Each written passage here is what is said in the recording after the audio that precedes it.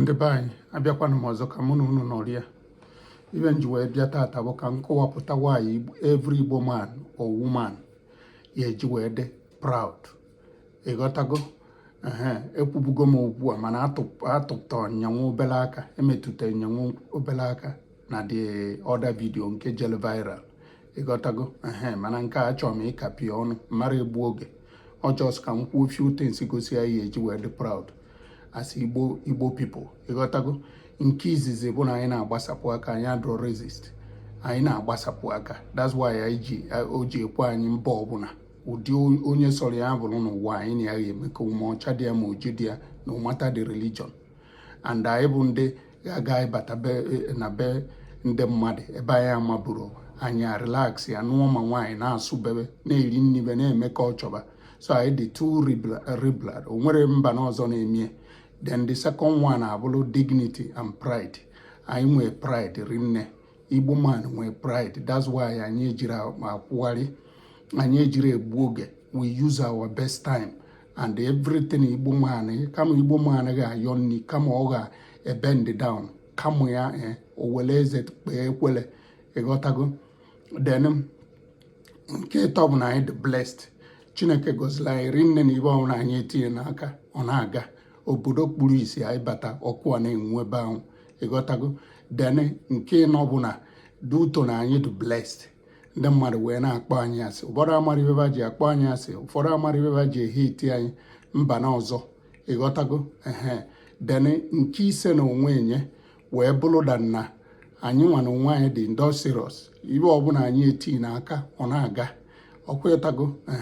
Anyị na-esi ọnwụ, anyị na-anọkọta like this, chepụta ofu ibe mebie ọgaba anyị convince ndị ọzọ ba na-eyuzie. Ọkwetago? Nke na-esokwu ya abụrụ na anyị nwa na onwe anyị bụ hot cake. Ụwa niile chọrọ anyị, ụwa niile chọrọ anyị. Ndị ịbịa kịta ibe na-abịa na efere mba ụwa bụda na ndị ụmụ nwaanyị niile chọziri ka ndị Igbo nụọba. Ụmụ nwoke niile chọọ ịnụ ndị Igbo ma ọcha dị ya ma oji dị ya. Ịghọtago? So ibe niile a na-emene bụ ọnatalichi abịazi a na-ekwuzi okwu nri anyị na-eri. Nri anyị jollof rice anyị bụzi intercontinental ka ọ nọzi na ya, ma obe egwusi ma obe ọra ma obe owere. Ịghọtago? Ma obe Abakaliki, nke ọbụla anyị esi na ọ na-aga. Ịghọtago? So at least these few things gosi ime as any Igbo man or woman to be proud of who you are. Ịghọta?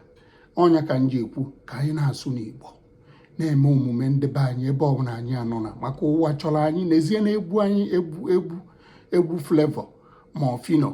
Ịghọtago? Ka ọ P-Square ka anyị don. Ịghọtago? Weri keneba ncha niile egwube niile ma Ike Nwamba. Ịghọtago? Egwu ogene onwere ọja emechekwuo join anya. So onwere ibe anyị akpa n'aka adụrụ ụwa chọrọ. Ịghọta? So ka anyị esi bịazịa na-ezo ezo, ka anyị ghara esi dị proud ebe anyị si. So onye nwa ka nna asị ka mee ka anyị nwe ụmụnne anyị mara ndị enwere idea ma ndị ka na-eme na ha ma agha ala ikeba. O nwere ibe sọrọ onye Igbo, ibe sọrọ ụwa ba na-eme ọ Igbo ka ba ga-eso. So anyị need ịdị proud nwanne.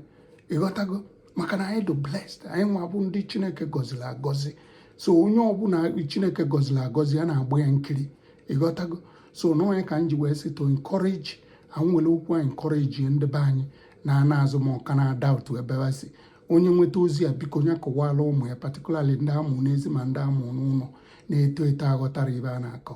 Ịghọtago? Biko nke eji nwaanyị na-akọwa aba na emechie na ba ga-amala efugie. So mgbe na-asị onye nwee ozi ya jee na comment section ka o jee mee comment. And ana m ekenekwe because unu na-akọment ke gosi na unu like, because onye akpa nkịtị ọ bụ unu na ọdụzi aka asị na unu like ibe a na-eme. Unu na-akọment mgbe na-ekene ndị na-eme comment, na-ekene onye enu, na-ekene onye a na-asị na ọ ga-adịla anyị niile na mma. Ịghọtago? Nke onye chiri nya zele ọka ụkọ nwanne unu nwoke KENECHUQUE, onye agwalụkwe agwakwu ya ọzọ. Ịghọtago? Anyị enwe na the next video.